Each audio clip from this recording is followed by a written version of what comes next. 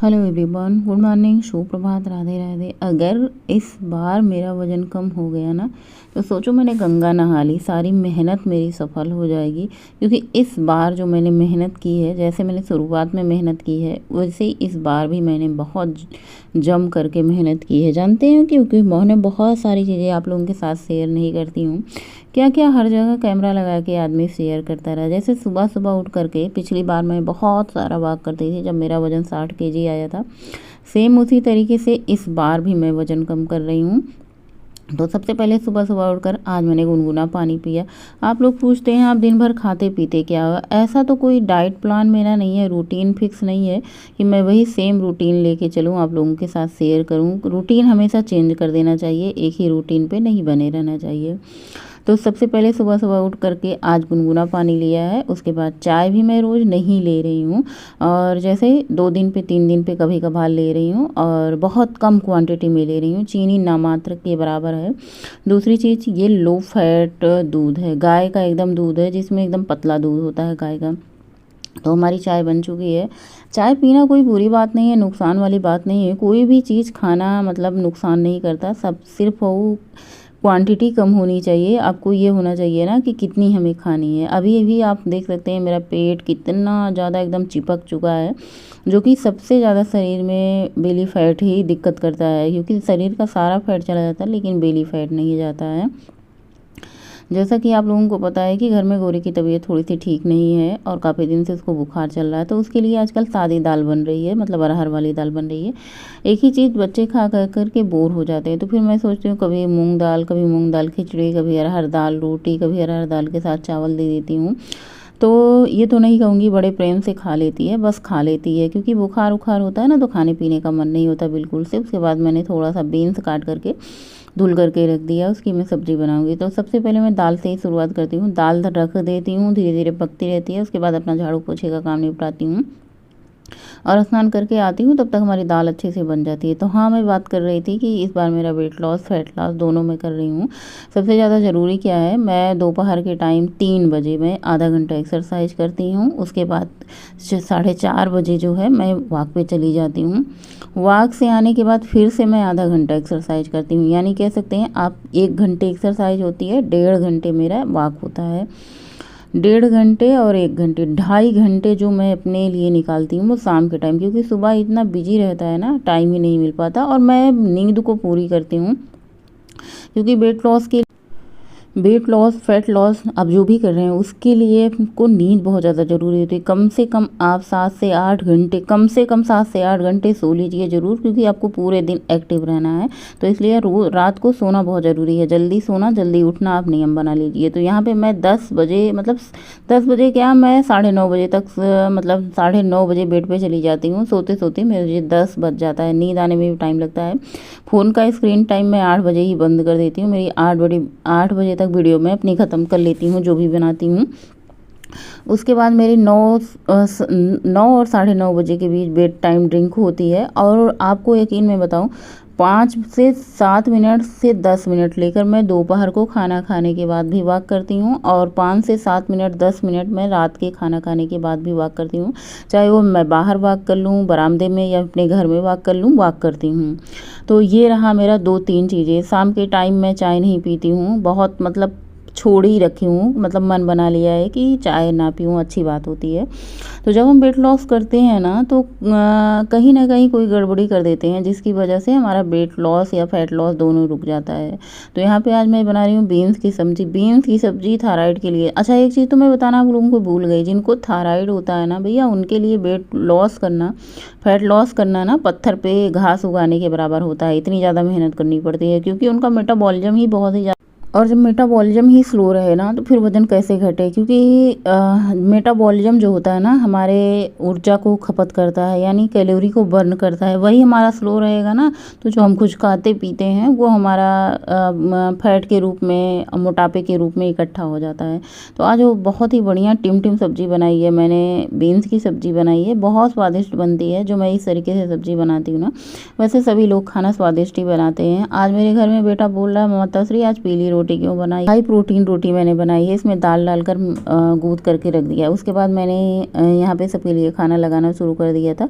सबसे पहले खाना पतिदेव जी का लगता है, वो खा पी करके ऑफिस चले जाते हैं। उसके बाद आजकल जब से मैंने अपना वजन कम करना शुरू किया है, देखा होगा आपने, सबसे पहले मैं स्प्राउट में क्या होता है ना, बहुत ही कम कैलोरी होती है और ये हाई प्रोटीन होता है। और मूंग का स्प्राउट थायराइड वालों के लिए सबसे ज़्यादा मतलब फ़ायदेमंद होता है, बहुत ही ज़्यादा अच्छा होता है। जिनको थायराइड है ना, वो मूंग का चिला, मूंग की दाल, मूंग का स्प्राउट सबसे ज़्यादा होता है।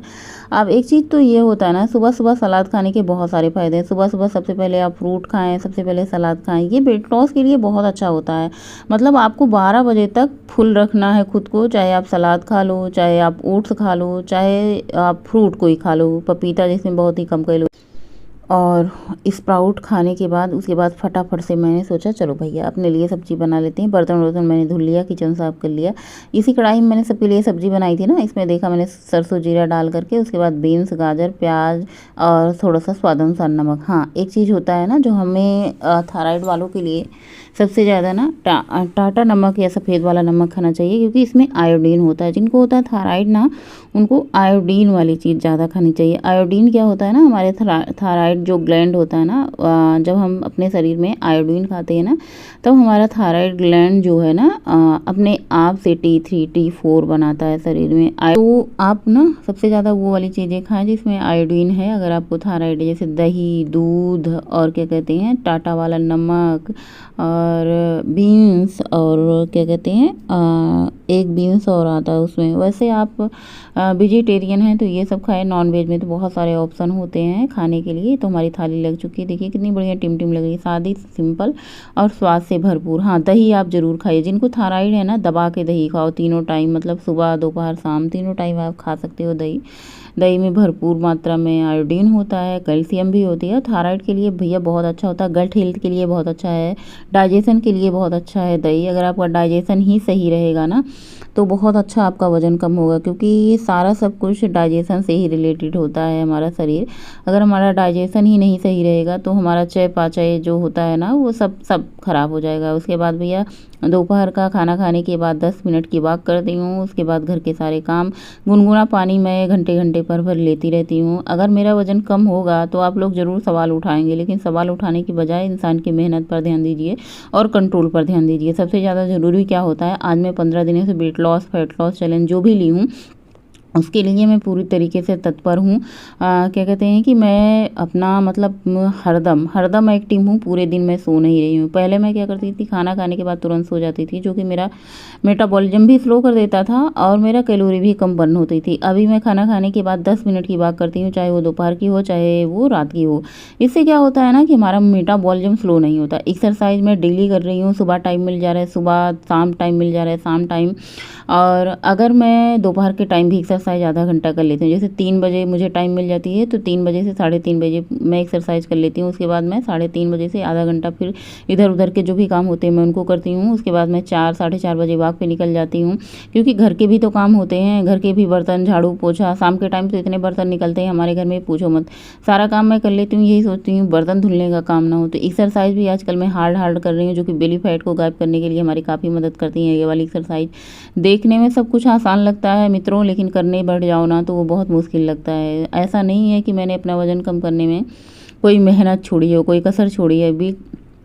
और थायराइड होने के बाद अगर आपका वज़न कम हो रहा है ना, तो आप समझो बहुत ही खुशकिस्मत हो, क्योंकि थायराइड वाले का मेटाबॉलिज्म ही स्लो होता है। अगर आपको पता है तो मैं बता दूं कि थायराइड की मेडिसिन भी मैंने छोड़ रखी है, पूरे 1 साल हो गए हैं।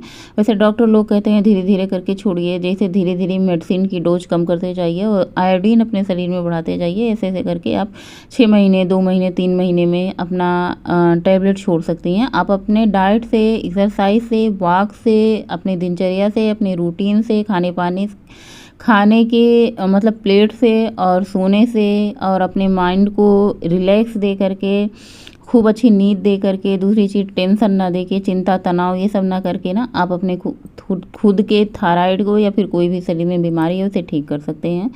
ये मेरा मानना है, बाकी किसका क्या मानना है। जितना ज़्यादा आप अपने शरीर को आराम देंगे, उतना ज़्यादा आपका शरीर आलसी हो जाएगा, बीमारियों का घर हो जाएगा। इसीलिए शरीर को हमेशा चलते रहना चाहिए।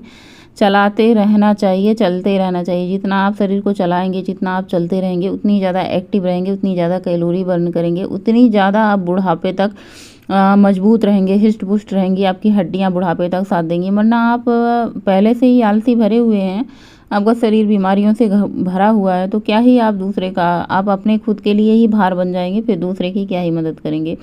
तो सारी एक्सरसाइज आप लोग करिए जो मैं एक्सरसाइज कर रही हूँ देख करके। मैंने कोई ऐसा नहीं कि मैंने सीख के जिम जॉइन करके या फिर कोई मेरा डाइट चार्ट बना देता है या सब कुछ करता है।